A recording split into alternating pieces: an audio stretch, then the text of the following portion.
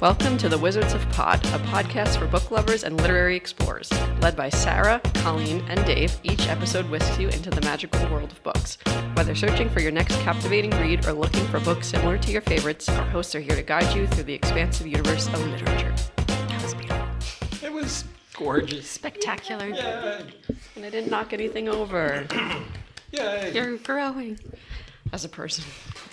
So, greetings. Hello. How are y'all doing today? Off to a rough start. It's Tuesday. We're not used to Tuesday. Yeah, Tuesdays are weird, man. We were You know so what? prepared, too. Yeah. You know what it was? Because we're usually doing this after lunch. And we're yeah. after lunch lull. So Yeah, then we're a like little- mellow. That's now true. We're still in the hyperness Yeah, of the coffee. we've got too much coffee in all of us right now. Yeah, I am over-caffeinated, dehydrated, confused. Yep. I'm still adjusting to being here on Tuesdays, so. Right. Delirious. Yeah. I'm definitely delirious. Yeah. So Yeah, I'm Tuesdays I'm guessing this is the chit-chat gossip part. Chit chat gossip. Chit-chat, Let me gossip, guess. gossip. So what's going on? Let's spread some rumors. Yeah. I heard a rumor that Sara knocked over my coffee. Oh yeah, it was certainly me. It was definitely Sara, not me. That's right. I got your paper towels. It's still spilling. Oh my god. Don't forget that. Who's gonna leak? That's paper towel ASMR. Maybe you need to put it around the cup. I made it a little fort. You know what it is now. It's just, it's nervous, so it's sweating. It's sweating. So, I don't know What's that we have new? any big updates. Besides us, the format. the format. Oh, well, that. The change of the format. What? What is it going to be about? That sounded really Did you write, natural, like, Dave. a script for yourself? No, it's just, what I was really You asking. get into voice acting. So yeah, we all decided that we're going to change up the format again. I know it just within the last 6 months, I think, is when we last changed the format. But we are going again. Yeah. And it's going to follow our Read More in 2024 Yeah, sounds like a reading lot of fun. challenge. Yeah. So, like summer reading, that's a beanstack challenge. And you read from a book from a different genre every month, and you can read it and mark the book read, and you can write a review, and you can get raffle tickets for both. And then there's prizes every single month, which is gift cards, which is fun. We've given away some fun gift cards. Great. Yeah. So we're going to highlight a genre to encourage reading outside of your comfort zone each month, and hopefully maybe give you some ideas on, What you should read next. some titles Yeah. to try out. Yeah. Sounds like it's going to be a lot of fun. I think it is. I think so. People have been liking it so far. Yeah. Oh, good. Yay. See, with me not working reference, I don't really get the feedback Yeah. from the patrons. I change I change the display every month. So what the genre is, we put out a whole new display. I make different bookmarks. People Put love out it. different Pins. titles, pins. Yeah. We do a little Instagram post about it. Come to the library and be part of our summer reading club. And And just our year-long reading club. if you do summer reading, then you can just count the books that you read over summer reading for both. It's a win-win. Yeah. Yep. And summer reading has even bigger prizes, so Oh, stay yeah. tuned. Oh, it's gotta We're gonna be. have big prizes. Want to be involved with that, Yeah. or at least be included. So, Prize. You get a prize for signing up. You do. You get a little Nice. lunch I bag. Yeah, that. the Ooh. lunch So bag. cute. And doesn't it come with like some pins too? It's got you get your lunch bag, your 2 buttons, your magnetic bookmark, and your little the heck are those things called? It's like an ice. Oh, the like cozies? not a well, no, the cozies are something else. That Yeah, was a different prize. that's like Like a drink No, cozy. but it's not what. Okay. It's like a little. I thought you knew about the cozies. That's why. Oh, no. the There's a- things you put in the freezer and then you Just put an them in ice your lunch pack? bag. Yeah, like an ice pack. Oh, ice packs. Yeah, yeah, Okay. Oh, cool. yeah. So you get your little ice pack in your I'm lunch signing bag. up for the lunch bag. I'm a card holder. I can. I am too. So, anyways, this for June more in 2024. The genre that we're going to be talking about this month is biographies and memoirs.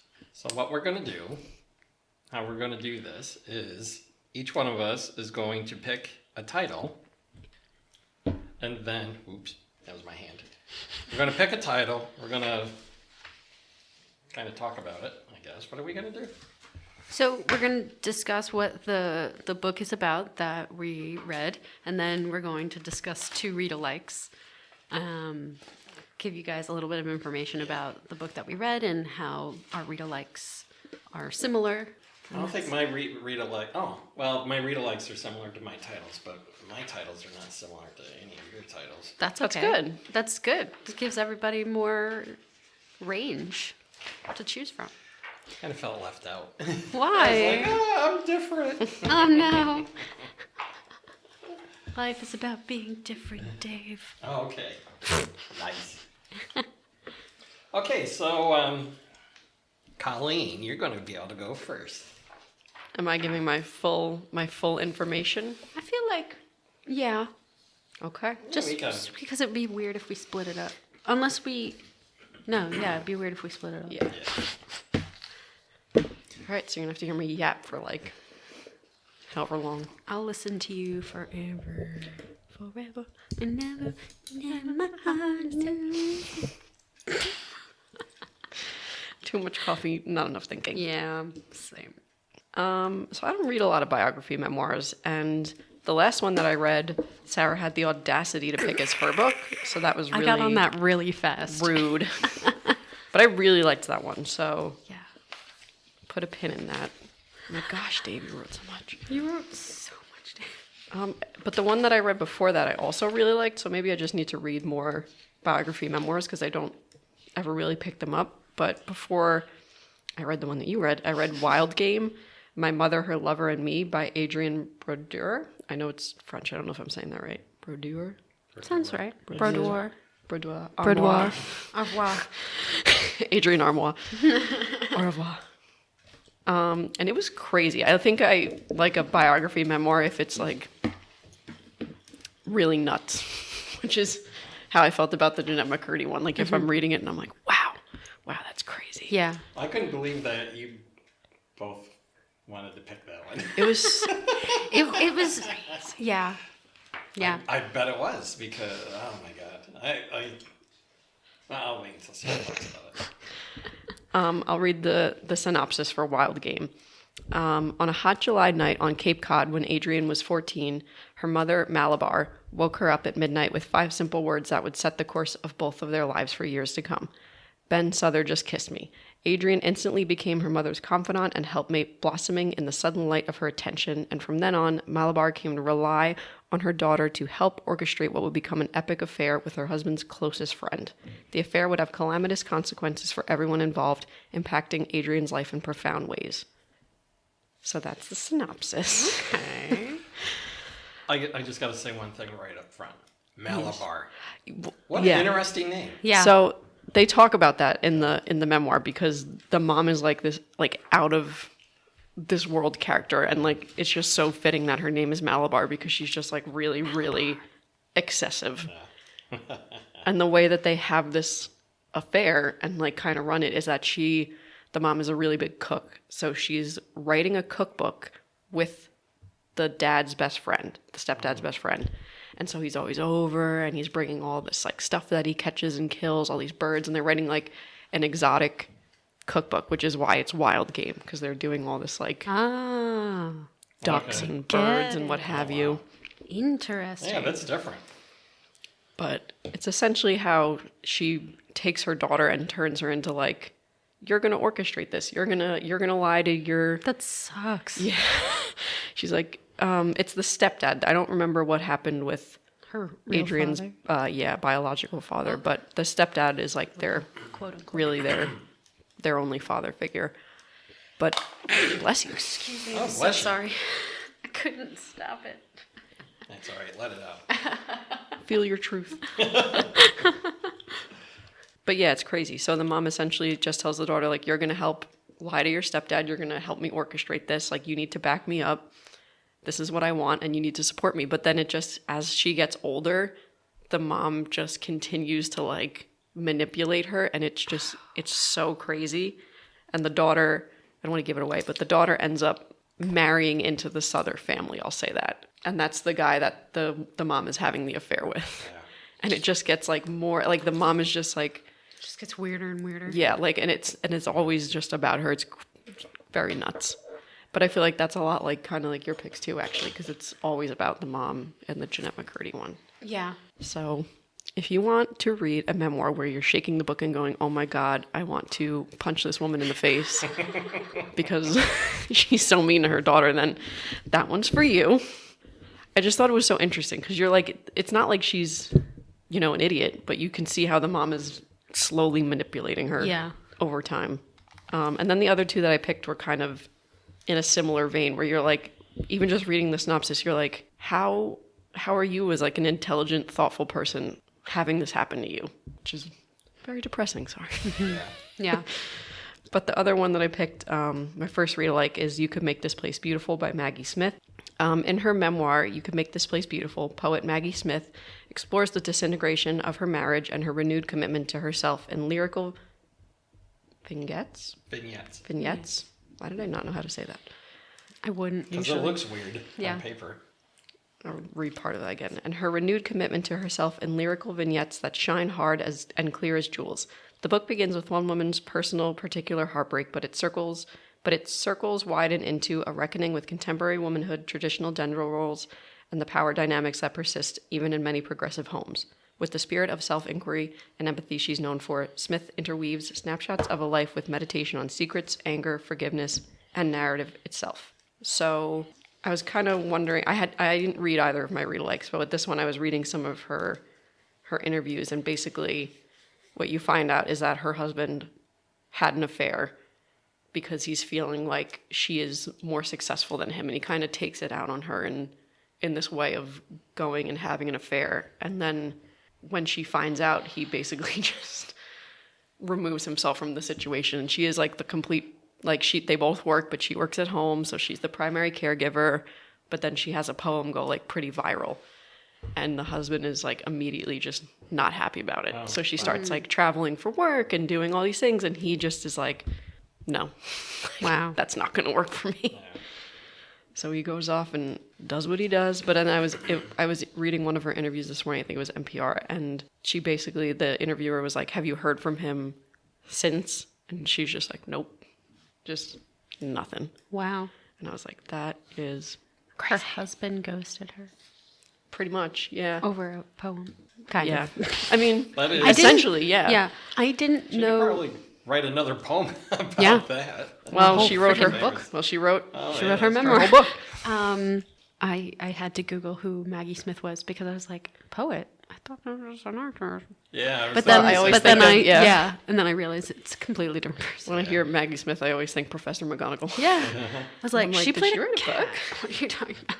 She's not a poet, although No. she could be. She's a poet. She knows it. And then my second read alike was Somebody's Daughter by Ashley. I still have to burp. Ugh, tiny baby burp. Let it out. I'm just going to throw up really quick on the table, guys. Well, wouldn't be the first. Oh my time. God. That was tragic. Poor girl. Sorry, I'm giving you Poor PTSD. you. Yeah, I did have to clean it up, and I'm okay. I feel like I was so useless. I was like, I think she just threw up, but my brain like wasn't processing what was happening, and Sarah just immediately stood up and like handled it while I stood there like a useless idiot. And I was like, okay, good job, Colleen. Really good. I mean, it's fine. I'm not puke shy. You could have been like, hey, get over here, idiot, and I would have been like, Well, yes, ma'am. I just figured you didn't see what was going on, and I was just like, From whatever. my angle, it almost Yeah, looked like the well. tiniest little bit, but when you got over there and like I actually stood up and was helping someone, I was like, oh, that was actually a lot more puke than I thought it was. Like it was like actually a little bit of a pile. Anyway, It's fine. The wonders of working with the public. Yeah. And we're not even in. It was the adult department. Like a child threw she was up in the. probably like 12 or 13. Yeah, she's getting tutored. When I came home and I was telling Greg, and he was like, how old was the kid? And I was like, probably like 12. And he's like, oh, they do that. And I'm like, they just puke on They do themselves? that. Like, I don't really think, whatever. Whatever. Okay. Gotta reroute back to my depressing books. So my second read alike was Somebody's Daughter by Ashley C. Ford. And I'll read the synopsis for that one. For as long as she could remember, Ashley has put her father on a pedestal. Despite having only vague memories of seeing him face to face, she believes he's the only person in the entire world who understands her. She thinks she understands him too. He's sensitive like her, an artist, and maybe even just afraid of the dark. She's certain that one day they'll be reunited again and she'll finally feel complete. There are just a few problems. He's in prison and she doesn't know what he did to end up there. So, Wow. pretty crazy. I was reading more interviews about this one. I don't know how early into the book they reveal why he's in prison, but I don't think Ashley Ford finds out until her like late teens, early 20s. And then what happens is they start kind of writing letters to each other when she finds out what he's actually in prison for. And it's a lot about her like making peace with what he did and who he is as a person and how it relates to her life and her experience growing up. But I just thought it was super interesting the way she's like so fixated on the dad, and it's like he's this like perfect person when you have like such blatant evidence that he's not a good person. He's literally. But that reminded me so much of Wild Game, because it's just, again, the daughter is like, well, my mom is this person that is so like captivating that everyone adores, and she's so interesting. But it's like you have such strong evidence that she's a terrible, terrible person. Yeah. So that was kind of the theme, I think, from my books. People who need to come to terms with the fact that people in their lives are not who they thought they were. So if that's your cup of tea, go with those. What did you say? I didn't even hear it. Did I say shit? No, I did. Oh. I was like, I didn't think I cursed. That's all I right. said a bad word. I think, in PG-13 you can say one or two of those. Shoot. Very interesting picks. Yeah. Very interesting. They're not the typical light summer read. No. No, but I feel like biographies and memoirs are just not. they never are. No, but 'Cause, like, they don't sound like beach books either. Nobody writes a book about their boring life. Well, maybe they do, but They don't get feel like- published. they don't get published. The memoirs and biographies that are popular are the ones that are very dramatic. Like Yeah. another one that I want to read is Hello, Molly. What is that actress's name? Molly something, obviously. No, No, that's- Molly. The comedic actress. Yeah, she was on. Oh my god. I'm getting the stupid dress website. Hold on. Oh my gosh! No, I know Noelle read that. Yeah, so Noelle told me how it starts, Yeah. which is crazy. Molly Shannon. Shannon, right? So Hello, Molly by Molly Shannon, and she's a comedic actress, and it's like Superstar. she's a movie superstar. Oh yes. Yeah. But it's like she's in comedy, so Noelle told me that she read it, and she was like, "Oh yeah, I was expecting it to be super funny." And the first like few chapters of the book is her describing like how one of her parents caused a car accident that killed like Oh, wow. half of her family, basically. Wow. Wow. And then she's like, "Anyway, this is my career in comedy." So yeah. the good memoirs are the juicy ones. Yeah. And I think a lot of people can relate to having someone in their life, like someone significant in their life, who they try really hard to empathize with, but who at the end of the day is kind of just a Yeah. dick. Yeah. Am I allowed to say dick? Well, It's you just- did it multiple Why times. Just not a nice, was just not Rated a R. compassionate person. Whenever you're gonna be rated PG-13, Yep. you're gonna put a red band warning. I'll edit myself in So case. am I going to go next? Yeah. All right. That's fine. Do you want to go? Do you not want to go? No, what do you but want to do? it's fine. Oh, it's fine. It's fine. It's fine. No. It's just that, well, I'll do it anyway. So I was like, so Off this chair. it seems like I'm the only one that's actually going to be writing about biographies and not memoirs. Oh, So I kinda so feel left out. serious. Whoa, Right, wow. excuse us. Yeah. Okay, But, buddy. so I can't help but feel like my picks are going to be boring. But that's what you get when Well, you... you're balancing it out. We did my, Yeah. I almost said memoirographies. Memoirographies.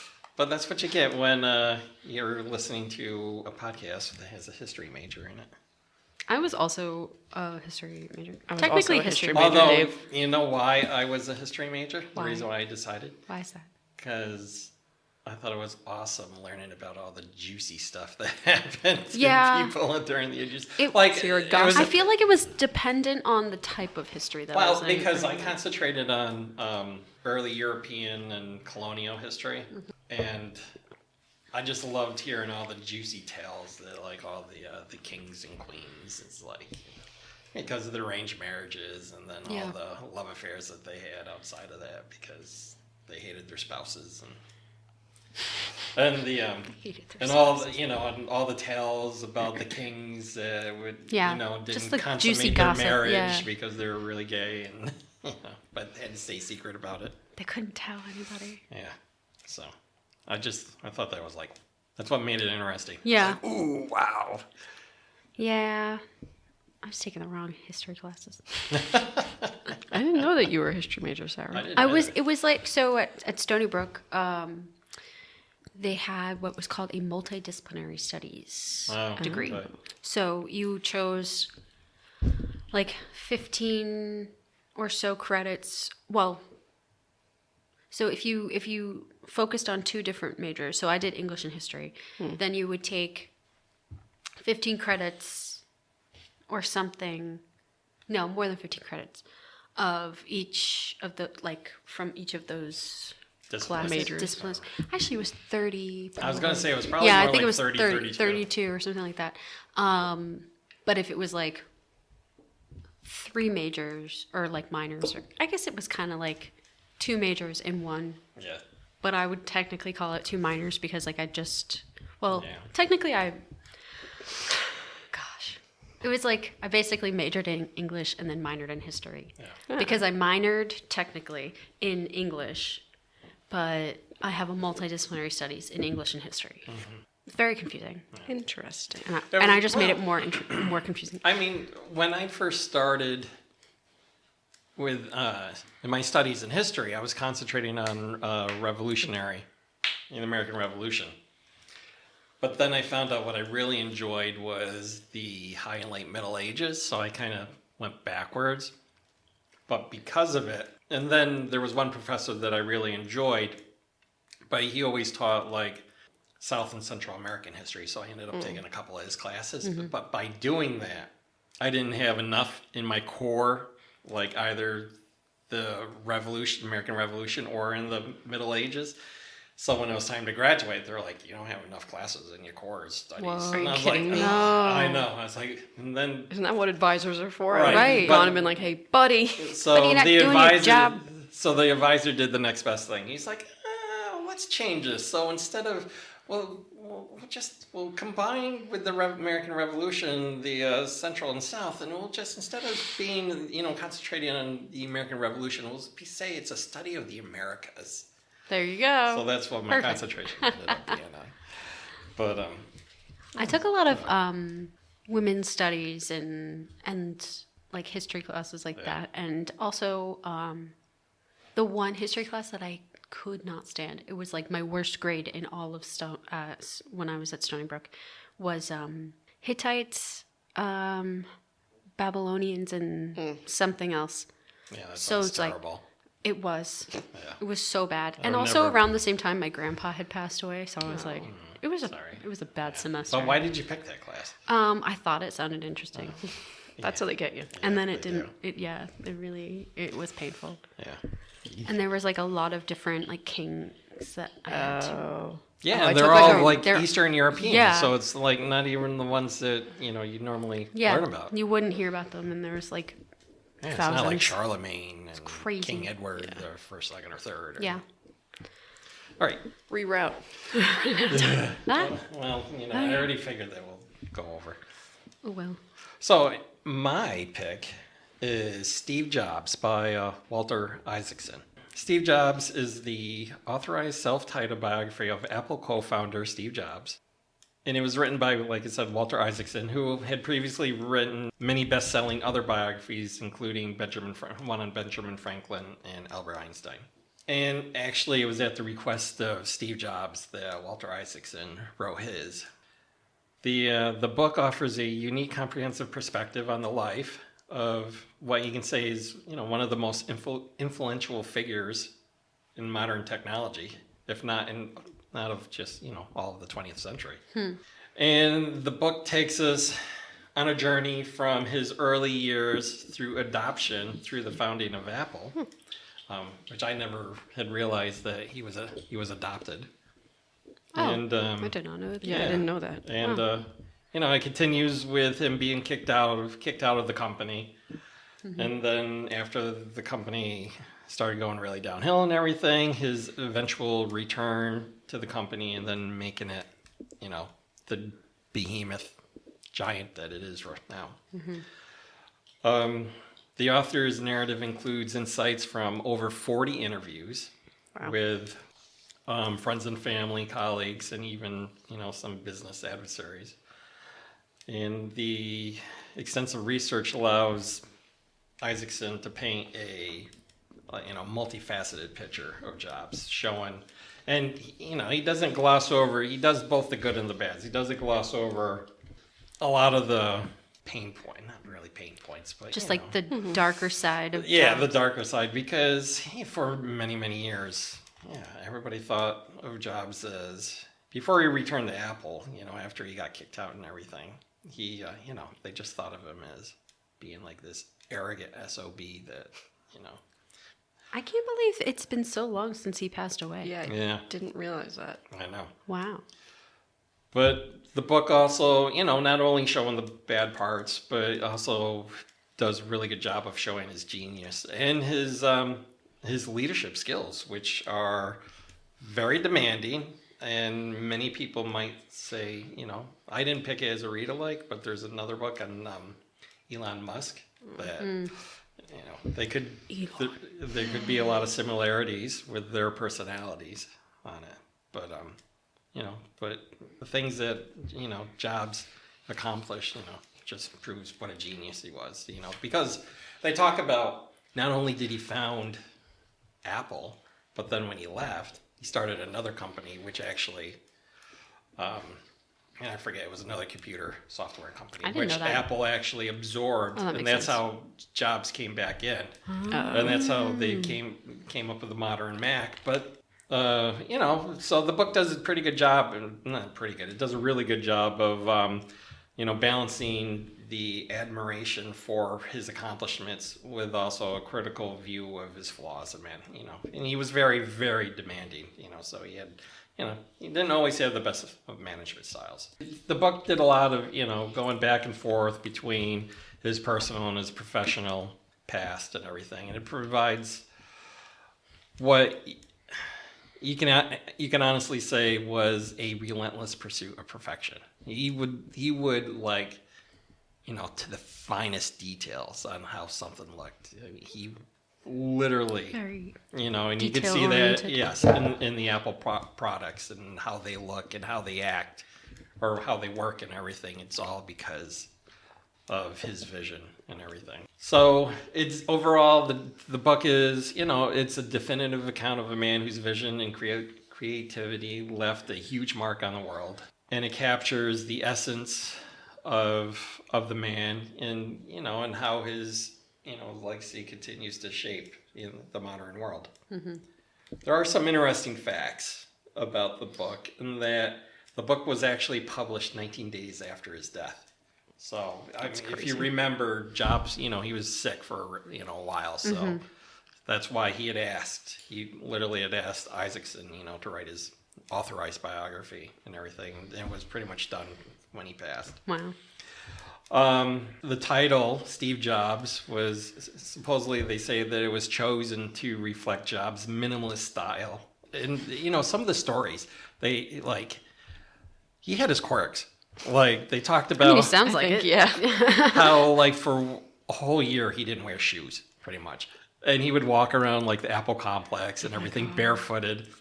I don't think you can be that smart and not have some big quirks. He would go on these, and all his life he followed this really crazy diets. That was why he was so thin. There was one year he was a fruitarian. He pretty much only ate Your fruit. worst nightmare. That is my worst nightmare. And everything. And there was one year he pretty much almost all he ate was carrots. What? It was like a horse. How did he not die of jaundice? How did he not turn? Yeah. How did he not turn orange? He probably did. I'm trying that's to a think. thing, It was right? it was a while ago that I read it, and they may have had something in there about the Him being a little the orange? color of his skin. I can't remember, Spray tan Steve Jobs. because I actually read this, not long after it came out. and everything. And, Wow. And I've always been an Apple hater and everything growing up. Apple hater. But You with your Apple phone. I have to say, after I read the book, I kind of You're like, oh man, he's not bad. turned It's not and great. everything. It's not bad. Yeah. Wow. There are several members of Jobs' family that disapprove of the book. They didn't like the way it was portrayed. Tim Cook. And some of these people include Steve Jobs' wife, Tim Cook, and Johnny Ive, who was a really big person behind Apple. And the book it's a commercial success. It sold over 3 million copies in the U.S. alone by 2015. Dang. So it's a really good book. I liked it. I really liked it a lot. So, to continue with my my history biographies, Rita liked. My first one is also by Walter Isaacson, and it's Benjamin Franklin, American Life, which I had read before Steve Jobs, and it was one of the reasons why I wanted to read the Steve Jobs book, is because I loved when I read Isaacson's Benjamin Franklin. It just like we had said earlier, I had studied colonial American Revolution, and when I was talking about like the saucy details, Juicy. yes, there was like stories about Ben Franklin, like he was really close when he was like the ambassador during the war with France and trying to convince France to join into the war. The queen at the time, I think it may have been Marie Antoinette or whatever, used to play chess with her while she bathed in the bathtub. Oh my God, what? He So was weird. like this womanizer. Yeah. and Well, didn't he have everything. like 19 kids or something? Yeah, he had a Woof. huge family, Wow. and but he was also like this womanizer, and everything. And but by then, I think he was in his 70s or whatever. So Oh. he was just a dirty Just old kept man going. at that time. Ugh. But Gross. I mean, yeah, and Isaacson's story of Franklin is amazing. It talks about he ran away from home when he was like in his teens still, because he grew up in a large family, and the father wanted him to be an apprentice to a blacksmith or something like that, and he was like, no way. Oh, I've got big dreams, Dad. Yeah, and I think he was born near Boston, around the Boston area, and then he ran away. He literally ran away Oh, to like he Philadelphia. ran away and never came back, ran away? Yeah. You Wow. know, and he was another genius, much like Steve Jobs. Not invented, but he discovered electricity with the whole thing with the kite and the key, and he was Kind of a smart guy. he was a huge entrepreneur. He was like one of the richest people in America. He had this thing going where he became like a postmaster in his area. And because of that, he was able to like write. He founded the almanac. Oh, I didn't know that. Yeah, and he pretty much mailed it to everybody. Because being Why not? postmaster, he was able to do it without the cost of postage or anything, so he was able to send it out for free. And I mean, he discovered bifocals and all this. Oh, I all knew this. that. He was I such a forgot about that. scientific Yeah. genius and everything. And the book does a really, really good job of describing, what he did. And this isn't even including, his roles with the American Revolution and helping to found, our country. Everything. It's a really good book. It has, a lot of similarities with Steve Jobs, and if you like one, you're going to love the other. And my last book is actually more of a memoir than a biography, and you would, on the surface, does not sound like it would have anything to do with my first two picks. But it's Green Lights by Matthew McConaughey. I think he's a not necessarily a technological genius, but he's a No. genius in his own Yeah. way. All right. All right. All right. So, Good stuff. Dazed and confused. Yes. And so Green Lights is about Matthew, it's written by Matthew McConaughey, so it's an autobiography, and a lot of it is based on, he throughout most of his life kept a journal. and wow. with the book journals I and didn't where know he that. wrote That's really and, cool. and if you look at the book, a lot of it you'll actually see images of his journals and drawings and other Wow. things he did. And I read the audio. I actually my wife got the book from my son Brandon, the print book. And I got to see some of the pages in there. And Brandon read it, and he was like, it's amazing. You got to listen to it. Or you got to read it and everything. But I don't really read that many. I don't really read books. But the funny thing is, then for like my birthday, Brandon bought the book for me. So I got to read through it, and I'm like, oh my God, this is really cool. But, Does he read the audio? He self-reads the audiobook, right? yes. So anyways, instead of reading the book, I bought the audiobook Yeah, from Audible, nice. and I listened to it, and he narrates it. Yeah. And it's just, he does it in that My storytelling. childhood He does, Texas. yes, and he does it in that story. Oh, it is really good. I mean, if you like him in movies, you're going to love his book, just at least the audiobook, the way he reads it. I mean, overall, the book it's an engaging, reflective memoir that gives you a really good glimpse of his life and career. And the reason why it's called Green Lights is that he talks about having a personal philosophy of looking for what he calls the concept of green lights as moments of success and clarity while delving, so he's like, you look at things, it's almost kind of like, you make lemonades out of lemons, but he's like, you gotta. When life gives you lemons, make lemonade. Make lemonade. Yeah. But it's a little bit more than that. It's about finding your opportunities and taking them. And he talks about that. And he grew up really, really poor.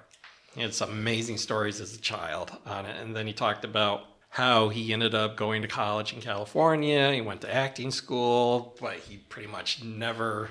He was like always leaving classes because he was going out on auditions and stuff, and the teachers would always complain. But he's like, "But you're teaching us to be actors." It was like, That's what listen, I'm doing." honey, I'm going to go So, do my interview. he was able to convince the teachers to give him credit for Nice. stuff like that, and it's amazing, and it's really entertaining and everything. I can't say enough good things about it. So when you want to, so when you look at the three titles, a couple of things that they have in common is that, Green Lights has an honest and unfiltered book on McConaughey's life, just like Steve Jobs and Ben Franklin has on theirs and everything. You see both the good and the bad. I mean, Matthew McConaughey does not hide, the bad stuff. He puts it right out there. But all of the books highlight the relentless pursuit and passion for excellence, and they show their the drive and determination on each of the subjects. That they all have that in common. And all three of them are extraordinary individuals that prosper in the face of adversity. Yeah, thank you. I couldn't think of the word. Ben Franklin ran away. Steve Jobs, he wasn't poor, but he got kicked out of Apple, and he was able to rebound and then bring it to new heights and Make a comeback. yeah. And Matthew McConaughey talked about growing up in rural Texas where they had nothing and thing. So I can't recommend any of those titles more. They're all must-reads. Okay. Last but not least, my pick for this episode is I'm Glad My Mom Died by Jeanette McCurdy. And I'm not as good as you guys, and I made my own little summary. I didn't whatever. I'm better than you guys. No, okay. So I'm Glad My Mom Died by Jeanette McCurdy. From the publisher's website, it says Simon & Schuster, I mean. A heartbreaking and hilarious memoir by iCarly and Sam and Cat star Jeanette McCurdy about her struggles as a former child actor, including eating disorders, addiction, and a complicated relationship with her overbearing mother, and how she retook control of her life. So yeah, that's basically what I wrote for my description of the book. Former child actress and singer shares her tumultuous relationship with her mother and the abuse she suffered from her. Jeanette McCurdy discusses the mental health and addiction struggles that she has experienced, how her life experiences were disrupted, and her career struggles as well. McCurdy has since retired from acting and singing and now works as a writer and filmmaker. So I don't usually read nonfiction, let alone memoirs, but I grew up watching iCarly and Sam and Cat, so I was like, oh man, I have to read it. I love Sam. I wanna know about her life, which obviously Jeanette McCurdy was going through it real bad throughout. Have you heard? So Colleen and I have read it, but have you heard anything about it, Dave? The book or Yeah. her life? Both, which is the same thing. Because the book is Oddly enough, because my kids are about the same age, I was stuck watching Do you remember iCarly? Yeah. and Yeah. Sam and Cat Yeah. also. So, So yeah, and then I did hear some of the yeah, side stories. her mom extremely controlling, Yes, yes. abusive, both like she forced her to basically forced her to have an eating disorder. She was sexually abusive. She was mentally abusive, verbally, like all spectrum. And they lived in a hoarder home. Yeah, she was a hoarder, her mom, and They slept on cots, yeah, like on the floor in the living in the room. living room. And yeah, it was Sad. really sad, really sad. And so she just had like a really uncomfortable life growing up. And it affected her relationship with like dating partners and everything too, because she had her own demons going on and like also trying to navigate a new relationship and feeling wanted, I guess, by other people. But it's a pretty dark book. But Jeanette McCurdy, so I listened to it, and she narrates it, and she's just got such a dry sense of humor, and like the way about her. Where is that she it from? was like California, I think. Oh, Yeah. okay. Because Yeah. it always to me sounded like it would be like a Texas. No, Because but of that but she did deep, have dry voice. she did have like a weird little country singing career. Yeah. Kind of. Oh, Yeah. yeah. Yeah, Yeah, I remember that. but I think they were in California because the mom But was yeah. trying to get her in Hollywood, like from. the get-go basically. Yeah.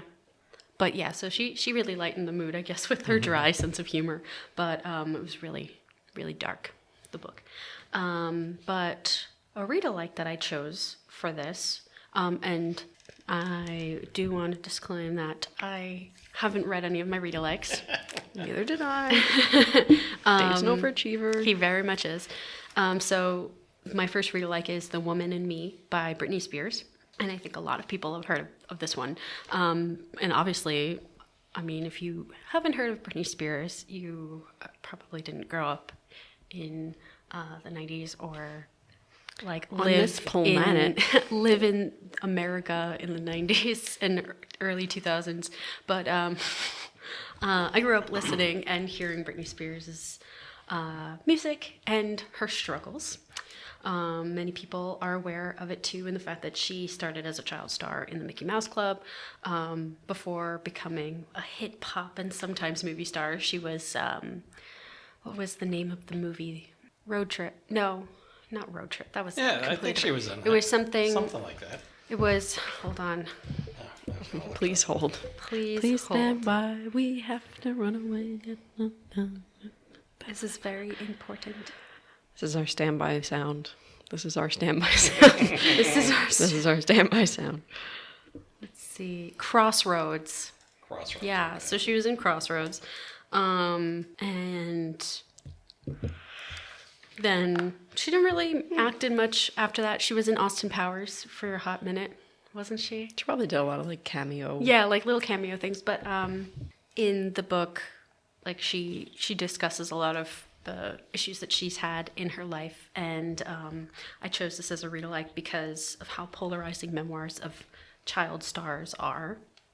And Spears definitely has experienced her fair share of troubles with her mental health, drug problems, familial relationships, and romantic ones.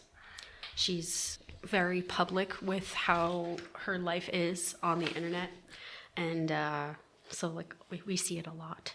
But from what I have read in reviews, she also kind of sprinkles some dry humor throughout, dry and dark humor throughout the book to discuss her troubles and her past. But yeah. And then my final read-alike is Here's the Story, Surviving Marcia Brady and Finding My True Voice by Maureen McCormick. And I'll read you the summary. So Maureen McCormick, who starred as the beloved Marcia Brady on the hit series The Brady Bunch. Maureen tells her shocking and inspirational true story, taking readers behind the scenes of one of America's favorite television families and to the dark side, where she was caught up in fast-paced, drug-fueled, star-studded Hollywood existence and ultimately led to the biggest battle of her life. So if you haven't watched The Brady Bunch, you obviously weren't growing up in America. No. I was going to say, I actually watched that growing up. I watched not the a lot of reruns. reruns growing up on like TV Land, and I think on Nick at Night. But so this memoir is about the actress who played Marcia Brady, obviously Marcia, as Jan Brady would say, in the popular sitcom The Brady Bunch from 1969 to 1974. And Oh, wow. It only ran for 5 years. yeah, I thought it was much longer, but I guess they just made a lot of episodes. Yeah, I think each And season had like 20 plus episodes. Yeah, and they also made like a couple of movies, but I don't think she was in the movies at all. But like McCurdy and Spears, McCormick started her career when she was quite young and suffered from mental health issues, familial strains, an eating disorder, and drug dependency. So you can kind of see throughout all three of these books. And I mean, you hear about it from child actors who grew up saying, like, I had a really tough childhood because being a star as a child, you have more pressure on you and things just get to be too much, and then they make choices that kind of, or there are things that happen to them and they don't really have a choice, and blah, blah, blah. I mean, I think it's safe to say that there's more stories of child actors going through a lot of hardship than there is of being, just straight This was a successful positive experience for into Yeah, adulthood. because I mean, there's so much pressure as a child, I'm sure, Yeah. to make a living for your family, because a lot of child actresses and actors are like the income for their family. Right. And that's, I think, Well, that's part of the problem, because then it's like the parents are making the choices and they're the ones that are being demanding, because they're the ones that are benefiting from it more than the children are. yeah. You see that a lot in Jeanette McCurdy's story. And then also in, like from what you hear about Britney Spears' life and like her conservatorship and stuff like that. And Yeah, but it wasn't even just her sister too. no, yeah. Well, her sister, she has her own things. Yeah. Yeah. Didn't she pass away? No. Jamie Lynn Spears. No, she's still alive. I thought one of Are you thinking of Aaron Carter? I thought Completely it was different.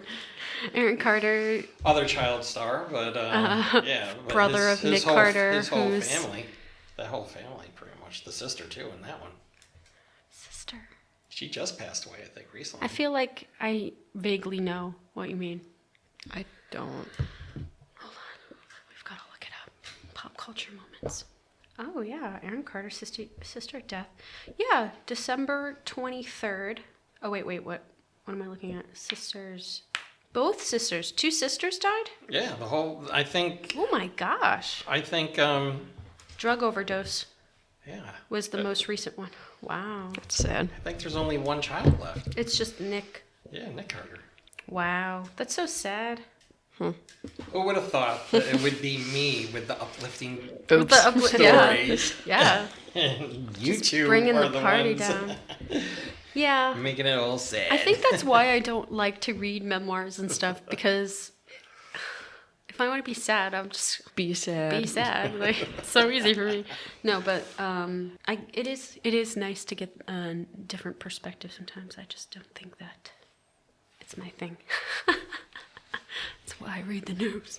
I do, though, feel like memoirs and biographies have been having a moment lately, Oh yeah, which good for I them. don't know why, but it's, again, good for them. Good for them. Yeah, I agree. But yeah, so I didn't put it together, but one of us put together this little list. Colleen here put together a list of other popular memoirs or biographies from recent years. Spare by Prince Harry. There's Page Boy by Elliot Page. Counting the Cost by Jill Duggar. Sociopath by Patrick Gagney? I also, it might be Gage. Patrice. It's Patrice she's a woman. I don't know how Gagney. she pronounces her name. That one's relatively We're new, gonna but take it's that been- out. Sociopath. Sociopath by Patrice Gagney, I believe. And then Becoming Steve Jobs, The Evolution of a Reckless Upstart into Visionary Leader by Brent Schlender. Schlenderman. Schlender. Sorry, Brent. So, I guess it's now time to discuss some library news and programs of note. Yes. Yay! So, June is Pride Month, celebrated each June to honor the 1969 Stonewall Uprising in Manhattan, a tipping point for the LGBTQIA+ liberation movement in the United States. Adventure starts at your library with this summer's Summer Reading Club. Summer reading will run from Monday, June 24th to Friday, August 23rd. Adventure begins at your library. Join us for Summer Reading 2024 by joining our Beanstack Reading Challenge. Log books and write reviews to earn tickets, which can be put towards fantastic prizes. We already have some good gift cards, some baskets set up. Visit westhamptonlibrary.beanstack.com to register. We're also looking at making a paper option, so stay tuned. Every registrant will receive a welcome gift just for signing up, which is that lunchbox we talked about. Please see page 6 for information on the Teen Summer Reading Club for grades 6 through 12, and page 7 for the Children's Summer Reading Club for ages birth through grade 5. That's in our newsletter. Just Oh, because yes, it's it- not sorry. yet. Those pages in our summer Yeah, newsletter. I guess I should have included that. I just copied and pasted from the newsletter, so obviously the newsletter wouldn't describe itself. And so, books and book clubs. Let's talk about some in-person book clubs that meet at different locations in the community with our library. Please register to receive each month's location, and if you're interested, books will be available at the circulation desk. The first one on my list here, not in any particular order actually, but the Off the Shelf Book Club meets Monday, June 24th at 5:30 p.m. They are discussing Wicked, The Life and Times of the Wicked Witch of the West by Gregory Maguire. And one more book club that you can look out for is Classic Beach Reads Book Club Ahead. So this is a newer book club that our librarian Nola, Miss Beans, that it's gonna kill me, came up with. This summer, we are celebrating some of the classics and sometimes trashy beach reads of the past. Help us choose which classy, trashy books to read by voting for your top 2 choices at the reference desk or at https://tinyurl.com/classy-trashy-books through June 24th. We will meet at a local restaurant on Wednesdays, July 17th and August 13th at 7 p.m. Registration will begin on Monday, June 24th. So just one more time, July and August programs registration begins Monday, June 24th at 10 a.m. Also look out, we'll have our spa days coming back this summer. Spa days are on Friday, July 19th, and then again August 16th. Movies on the Great Lawn will begin Monday, July 1st, and usually they are at sunset. And Gazebo concerts this year will be on Wednesdays. Wednesdays at 7 p.m. That's that on That's that on there. You're listening to the Wizards of Pod podcast, a podcast for book lovers and literary explorers. For more podcast news and updates, follow us on Twitter at PodWizards. Music for this podcast was brought to you by Ben Sound royalty-free music. You can check out their great collection of music at www.bensound.com. Did we talk about what our next... Nope. Yep. Wah, wah.